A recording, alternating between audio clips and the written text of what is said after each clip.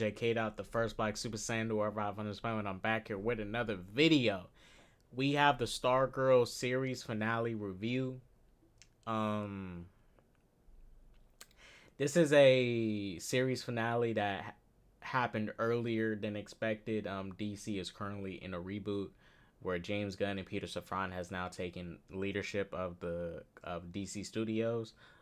They're co-CEOs, and they're going to be ushering a new phase after Aquaman 2, because anything releasing up until Aquaman 2 in the main DC universe was already produced and created by people before Warner Brothers Discovery came in to take over.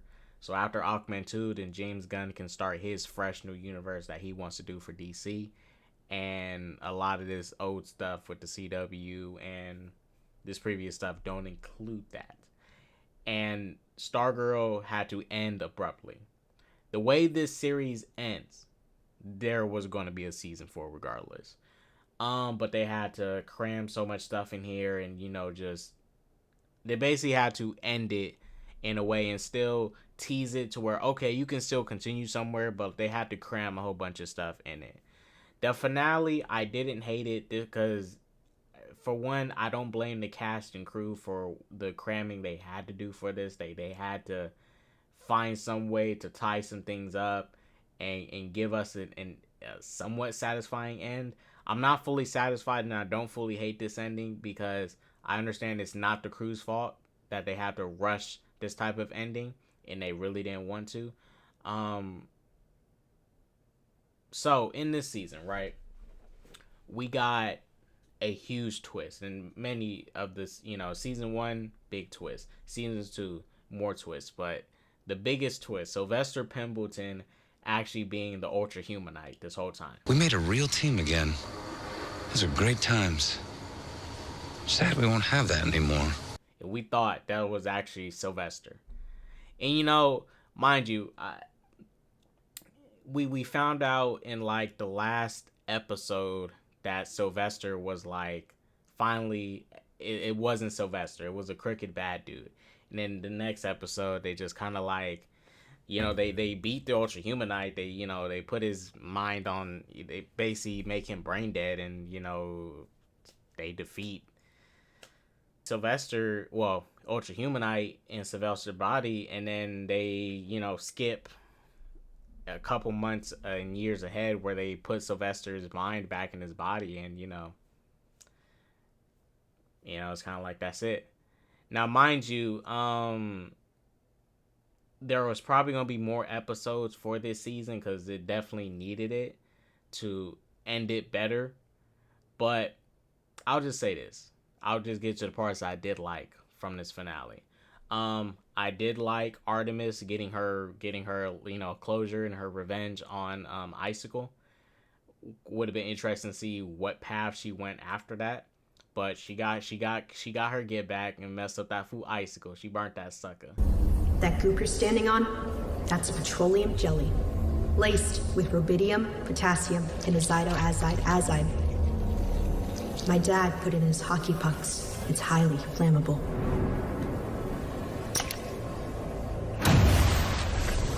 It even burns on water. This is for my parents.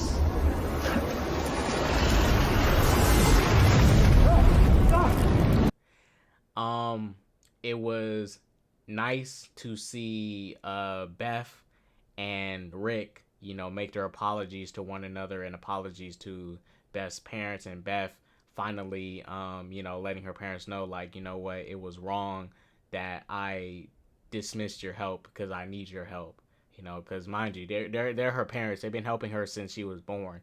It's like, why would you not want their help in this moment? And they're willing to give it. It's not like they're trying to take away you being a superhero. They want you to be a hero, but they want to help you along with it so you are as safe as possible. And she finally decided that pushing them away was not right to do, because what the Ultra Humanite told her was to push them away to cause more division with the team. They never really gave any final closure on Rick and his hourglass situation. I'm not sure if he put the limiter back on. He probably did. Who knows? But they at least did acknowledge that Rick was having a problem with the hourglass, so that's a good thing. It's not like they showed Rick, acting crazy with hourglass and didn't, try to give us some closure with it. It was some slight closure. Um, the biggest thing I say we was robbed of. Oh my gosh, Yolanda getting closure with her trash parents. Yolanda and her garbage parents. Look, Yolanda, my girl, but her parents is trash. Her family is garbage. Her brother cool, but her family is garbage. I never liked that whole family. Her family trash. Her dad trash. Her mom trash. They getting mad at her and blaming her for shit that ain't even her fault. This all damn near out of her control. Shit, and we come to find out Cindy was the one who leaked all her shit and stuff. But still, dang, her trash family. And then Yolanda calling them and going like, calling her mom, going like, I miss you. Because I thought Yolanda in this finale would have had to reveal to her mom, like, why she been sneaking out and doing all this stuff. It's like, yo, I'm a superhero. And try to let her mom know. And she, they try to figure something to wrap up their relationship or something. And even in this finale, it wouldn't have made that much sense.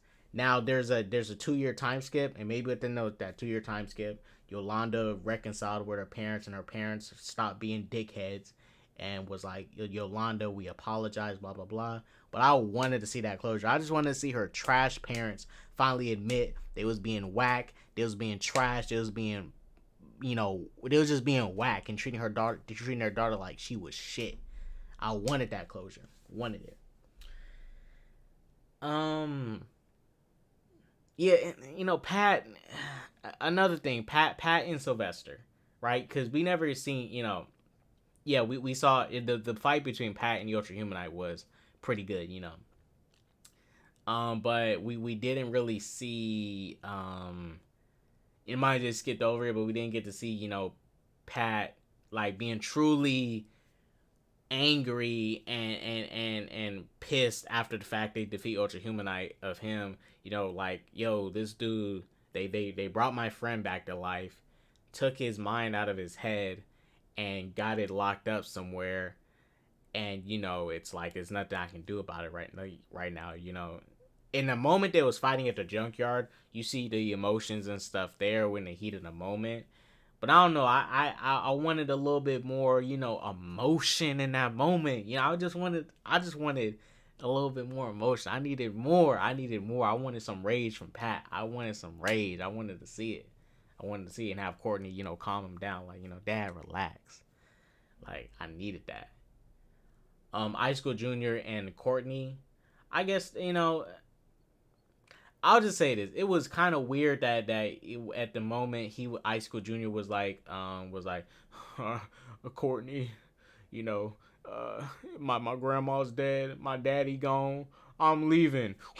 And then he just did some random like ice smoke bomb that he can randomly do all of a sudden, and then and then he comes back later like, okay, Courtney, you can help me. All right, I was like, bruh, I thought that was a little weird. I don't think that they needed him to do that, and so he's just gonna leave. You could have just had him in that junkyard, like, just go like, we're just gonna go back home and just think about some things, and then, he comes back, asks for help. The way he talked, he made it seem like he was leaving Blue Valley or something or whatever, and I think this was gonna be followed up in the 4th season, anyways, where he was gonna leave for a while, and then he comes back for Courtney's help from Blue Valley. What else am I missing? Oh, another issue I did have. The way the staff operated. Look, Cosmo Cosmo is a entity with its own, it can think and stuff and all that. I'm not buying it that Cosmo was playing along with Ultra Humanite. Like, I'm not buying that. And Courtney had to tell him he wasn't worthy to get back the staff. I think Cosmo would have thought to himself, yeah, this isn't Pat, I'm going back with Courtney. I mean, this isn't Sylvester, I'm going back with Courtney. That didn't work for me in this finale. But still, a lot of emotions was coming out of me during this finale, because it's like, dang, they're really ending such a good freaking show. a good show, a good ass show, a good fucking superhero show with a great female comic book protagonist. And you don't get a lot of great live action female superheroes nowadays. You don't. You really don't. You get more male protagonist heroes that are written well and all that, but compared to the women, like Courtney was one of the good ones, like really fucking good. The optimism she had, the especially optimism. Like she was invoking so much Superman in her with like she had that Superman energy, that optimism, that energy of a leader. I I think you're really freaking brave coming back here day after day. I mean, I don't know if I'd be strong enough. Never should have sent him those. He never should have shared them. And it just sucks that the show has to end the way it does. And this is me hoping, I hope that the actor who plays Yolanda, Our Man, Beth, and Courtney can all get introduced into the JSA in the future, in the DCU, right? And that's why I'm hoping whatever new plans James Gunn has, that Aldous Hodge will remain as Hawkman, and you have Atom Smasher on the team, what's the other, Cyclone, and you get Stargirl on the team, and it can be Brett Bassinger. I hope she is part of the team. I hope the guy and I don't want them to have to be the same exact versions in the show. Mind you, you can reboot them, and they can just play the same characters, just rebooted. The actor playing Rick does not have to play the son of Our Man. He can play Our Man, the original Our Man, his father. They don't have to be same exact versions. Wildcat and Beth might be complicated because they are the second generation. So you would have to introduce your original Dr. McNider and Wildcat, but they want to do a long game, so it's going to be a long extended universe. These actors are still young. They can still make it work somehow. But I would like to see them again, or at least see Brett Bassinger come back as Stargirl. If anything, I would take her back as Stargirl in the main DCU and have her be in JSA movies and stuff with this team with a bigger budget and all that. And another thing, I want to thank Jeff Johns for being able to make this show. The reason, I could be wrong, but I could be wrong with how it's working out. But Stargirl is pretty much dedicated to his sister. Courtney reminds Jeff, he basically modeled Stargirl after his sister and stuff. Her optimism and the care she has for the world, this kind energy that she invokes. And the show is kind of an honor for his sister that passed away, and rest in peace to his sister. But Jeff, I'll just say this: you did a great job with how you modeled Courtney as a character, and how you instructed or asked Brett Bassinger to portray this character, because she did a phenomenal job. Honestly, we had live action Stargirls before this, but she's the best one. She has the best suit. She's solid. And another thing from this show, y'all, one thing I can say from this show, this is some of the best superhero action I've seen in a superhero show or any superhero product in a while. The use of practical effects, wire work, and all that, and it's all looking good. Man, there was, and embracing these comic booky outfits and stuff, and just, not being afraid to really go there. Mind you, this stuff, as comic booky as it is with the higher budget, it's this stuff is going to be great in the DCU. To see the JSA like this in a similar fashion, very comic booky still, but you still have that reality there where you do it in live action, you make it look realistic, but it still resembles the comic so much. That's why I'm hoping from the DCU JSA it takes some notes from the Stargirl show when it comes to blending comic book and the real world together as one. Oh yeah, there was another part of me in this finale hoping that that Tigress and Sportsmaster would just like wake up I don't know. They just randomly come back to life or something. I was like, man, why'd they kill him? Shit, they was getting their closure. But then, I thought about this. Um, when you do now, sometimes people go in the process of where they're changing, right? They can do bad for so long, but then they'll be in a process where they stop doing bad and they want to change and be better, and just randomly, this how random life is. Their life gets cut short. They die from something out of nowhere, and they're in the process of changing, trying to be better people. And it's like, yes, sure, they was changing and trying to be better people, but with the life they led, all that negativity they built up over the years with the lives they lived. I mean, was it really owed a happy ending? Mind you, they was trying to become better people this season, but still, like, it was only so brief. It's not to say that they can't have happy ending, but did they deserve it with the life they led? You know, I think it would have took a lot longer than just a month to fully redeem themselves, but their lives got cut short. But that was a little beautiful moment in the previous episode, seeing them just grab each other's hand like that and say "I love you." That was a really powerful moment for me. But you guys, overall, I thought this finale was it was good. It was fine. Um, I'm not blaming the cast and crew for what they had to do with this season finale. This is not their fault. This is the fault of the new management coming in and telling them, like, yo, y'all need to cram this shit. Y'all need to take everything y'all was doing, boom, boom, boom, boom, boom, finish it up in this one episode. That's what they need instructed them to do. They did it. Yes, they could have probably done things a lot better, but when you changed people's plans so much, and it's going, some stuff is going to end up sloppy, because this show was not intended to end with this season. It was intended to go another season.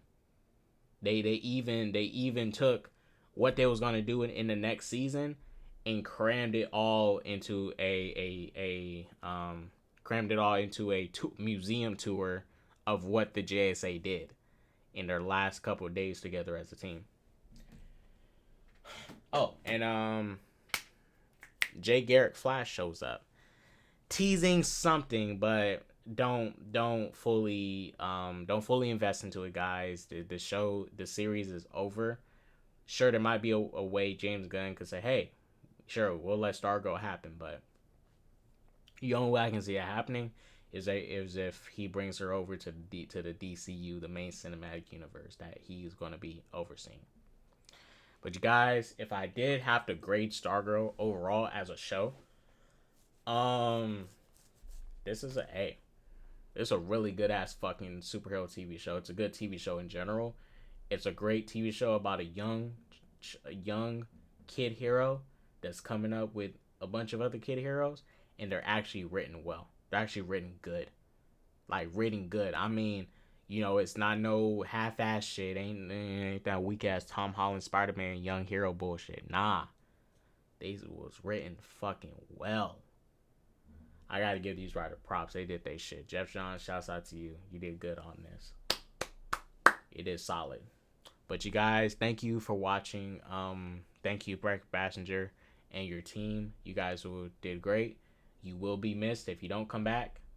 Y'all will be missed as these characters. Y'all was amazing. They do not look like hackers. And I will say this real quick. Out of all the CW shows that came out, this is probably the only show that I truly love. Like, I will constantly go back and rewatch episodes, and not feel like not feel like I can only stick with this one season because the other season's bad. Like, nah, I liked all the seasons. Even this third season, I do like it. I think season 2 and 1, especially the way they ended, was better. But in terms of the quality, regardless, overall, I did like this season still.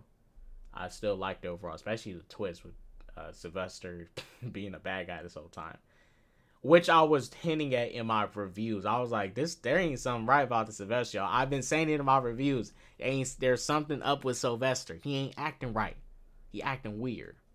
But thank y'all for watching. Goes for that peace, love, positivity, and all that jazz. Don't do drugs. Like I always say, deuces.